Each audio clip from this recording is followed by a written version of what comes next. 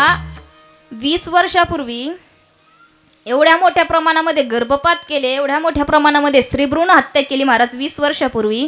त्याचे परिणाम आपल्याला आत्ता भोगायला येत आहेत. कारण तेव्हाची पोरं आत्ता 20 वर्षाची झाली, त्यांना लग्नाला पोरी भेटेना. एका एका गावामध्ये 30 वर्षाच्या पुढचे आपल्याला टेम्पो भरणं देव सापडते, ते बी फालकं लावून. ही परिस्थिती आत्ताची महाराज. हा मुलींना कधी कमी लेखू नका. कारण आज जर आपण पाहिलं तर कोणत्याच क्षेत्रामध्ये स्त्रिया त्या ठिकाणं कमी राहिलेल्या नाहीत. एक मुलगी ही 10 मुलांच्या समान असते. शास्त्र सुद्धा सांगतं की दशपुत्र समा कन्या दशपुत्रां प्रवर्धयन् यत् फलं लभन्ते मर्त्यस्तलभ्य कन्या एकया. एक मुलगी ही 10 मुलांच्या समान असते. असो, मी या ठिकाणं जन्म या शब्दाभोवती फिरत होते. आपल्याला मुद्द्यावर यायचं, किती फिरलं तरी मुद्द्यावरती यायचंय. पहा, जन्म या शब्दाभोवती फिरत होतो. जन्म म्हटल्याच्या नंतर आनंद साजरा केला जातो, साखरपेढे वाटले जातात. आपल्या दृष्टिकोनातून जर पाहिलं, माणसाच्या दृष्टिकोनातून जर पाहिलं तर जन्म ही आनंदाची घटना आहे.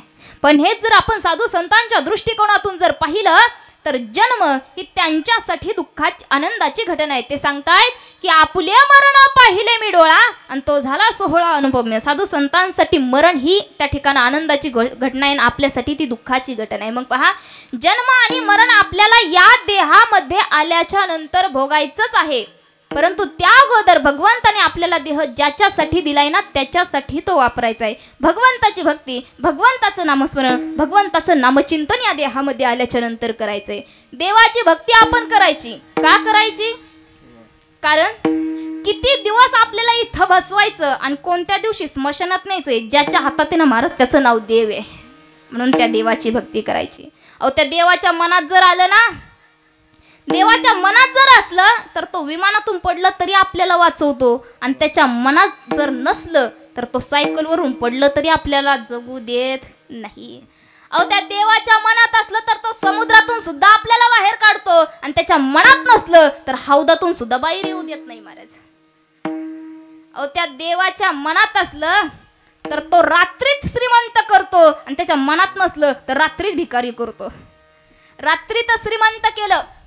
पहा, आपल्या महाराष्ट्रामध्ये घडलेली घटना आहे.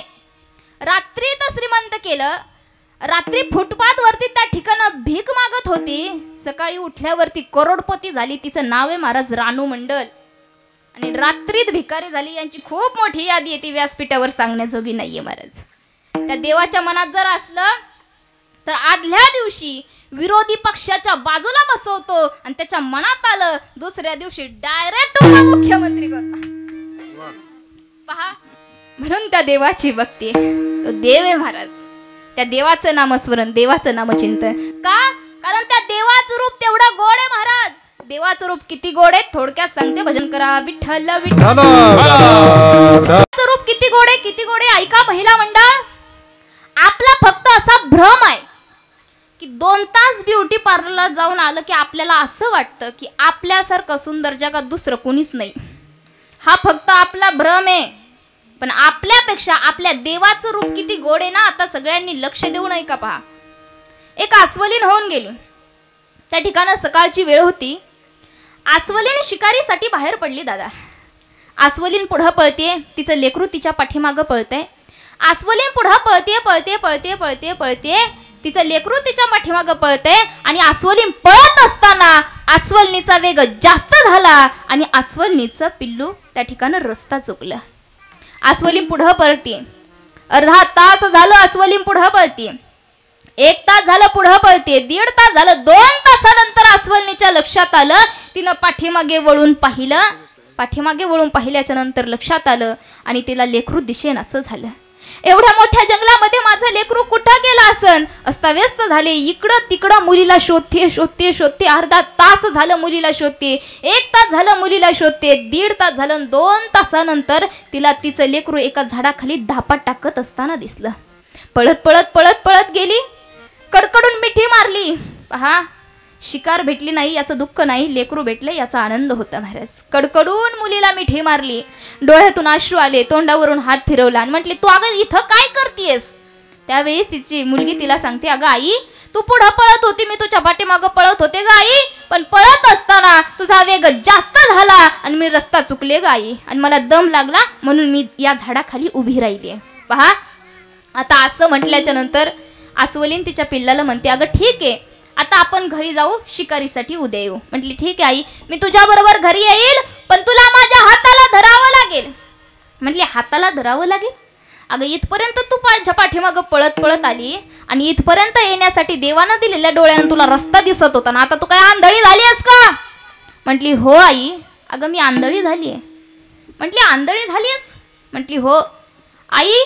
अगं मी तुझ्या पाठीमागून पळत येत होते आणि आई तू पुढं पळत पळत गेली, मी रस्ता चुकले, दम लागला म्हणून मी या झाडाखाली उभी राहिले. आणि या झाडाखाली उभी राहिल्याच्या नंतर आई, अगं एवढा सुंदर पुरुष माझ्या समोर येऊन उभा राहिला, एवढा सुंदर होता की मला असं वाटतं की जगातला सगळ्यात सुंदर पुरुष तोच असावा. ऐका देवाचं रूप किती गोड आहे, लक्ष देऊन ऐका.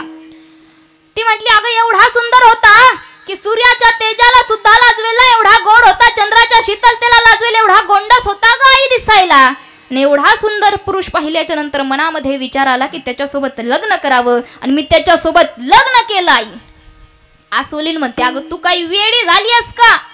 अगं अस्वल म्हणून आपण जन्माला आलोय, तितकी असं येत आपली. आता जर कलियुगात पोरगचं पोरगी बघायला गेलं, तिचं रूप पाहतंय, तिचं गुण पाहतंय, 10 प्रश्न विचारते, 10 दिवसानंतर निरोप पाठवून देते, आणि तू म्हणतेस की चंद्राच्या तेजालाही लाजवेल एवढा गोड होता, सूर्याच्या तेजस्विताला लाजवेल एवढा गोड होता, मग तो तुला स्वीकारेल का?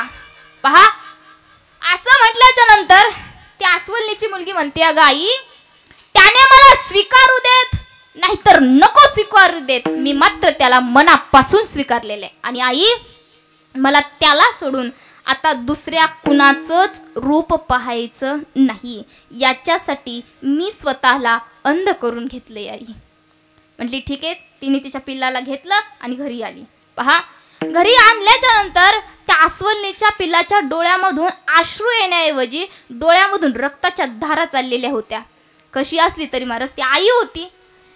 तिला इतकं वाईट वाटलं, पळत पळत पळत पळत गेली, मुलीसाठी खायला घेऊन आली. म्हटली बाळा तू काहीतरी खाऊन घे ग, डोळ्यामधून रक्त येते. म्हटली नाही आई मला काही खायचं नाही. म्हटली अगं 2 घास खाऊन घे. म्हटली मला काही खायचं नाही, जोपर्यंत मला त्याचं रूप पुन्हा दिसत नाही ना तोपर्यंत मी अन्न पाणी ग्रहण करणार नाही. ऐका, 1 दिवस झाला अस्वलीच्या पिलानं अन्न पाण्याचा त्याग केला महाराज.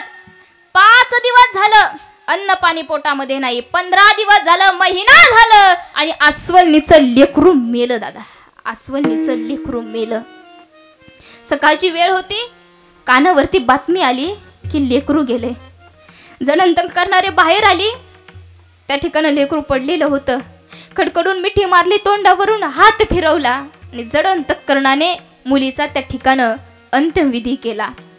आणि अंत्यविधी झाल्याच्या नंतर अस्वलीन वरती आकाशाकडे पाहते आणि देवाला म्हणते की देवा, अरे माझ्या मुलीनं असं कुणाचं रूप पाहिलं होतं की ते रूप पाहिल्याच्या नंतर तिनं ते रूप स्वतःच्या मनामध्ये साठवलं. इथपर्यंत ती थांबली नाही, त्याच्यासोबत तिनं लग्न केलं. इथपर्यंत ती थांबली नाही, ते रूप पुन्हा दिसावं, ते रूप पुन्हा दिसावं यासाठी तिनं अन्न पाण्याचा त्याग केला आणि माझं लेकरू मेलं. देवा देवा, अरे तू जर खरा असशील ना देवा, तर माझ्या मुलीला ते रूप पुढच्या जन्मी नक्की भेटेल. आणि ऐका, तीच अस्वलीची मुलगी मेली, पुढच्या जन्मी जांबुवंती म्हणून जन्माला आली. आणि जगाचा बाप असणाऱ्या कृष्ण परमात्म्याची 16,108 बायकांच्या पैकी एक झाली, तिचं नाव आहे जांबुवंती. पहा, देवाची जर भक्ती केली ना, देवाचं जर रूप पाहिलं तर देवाचं रूप एवढं गोड आहे महाराज. म्हणून त्या देवाची भक्ती, त्या देवाचं नामस्मरण करायचंय. विठ्ठल विठ्ठल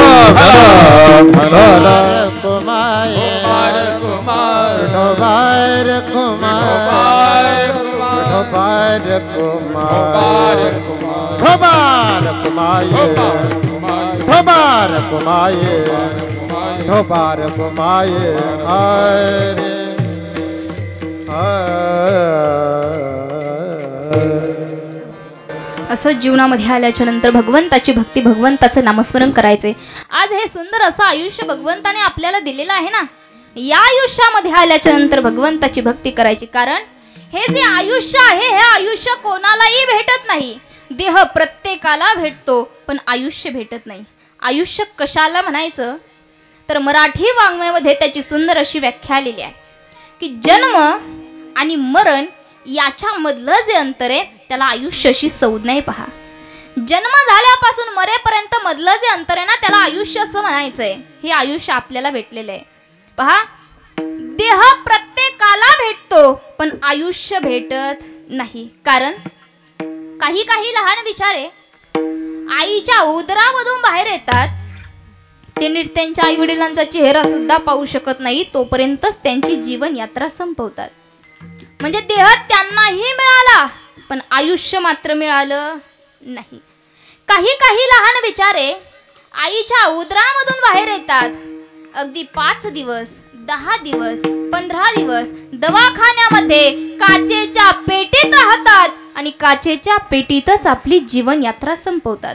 म्हणजे देह त्यांनाही मिळाला पण आयुष्य मात्र मिळालं नाही. मग हे आयुष्य आज तुम्हाला आम्हाला भेटले. तुम्ही मनात म्हणता, महाराज अहो तुम्ही आयुष्य आयुष्य काय घेऊन बसलात? आमचे अगदी वरपर्यंत संबंध आहेत, आमचं अगदी वरपर्यंत वशिला आहे. त्या वशिल्याच्या जोरावरती आम्ही आमचं आयुष्य वाढून घेऊ. तुमचं अगदी वरपर्यंत वशिला आहे म्हणजे कुठपर्यंत आहे? कुठपर्यंत आहे? गावचे सरपंच, पोलीस पाटील, नगरसेवक, तालुक्याचे आमदार, जिल्ह्याचे खासदार, राज्याचे मुख्यमंत्री, देशाचे पंतप्रधान. पंतप्रधानांच्या पर्यंत तुमचा वशिला असेल. पंतप्रधानांच्या पर्यंत तुम्ही तुमचा वशिला लावता. पण पंतप्रधान अहो ते त्यांचं स्वतःचं आयुष्य वाढू शकणार नाही, ते तुमचं आमचं आयुष्य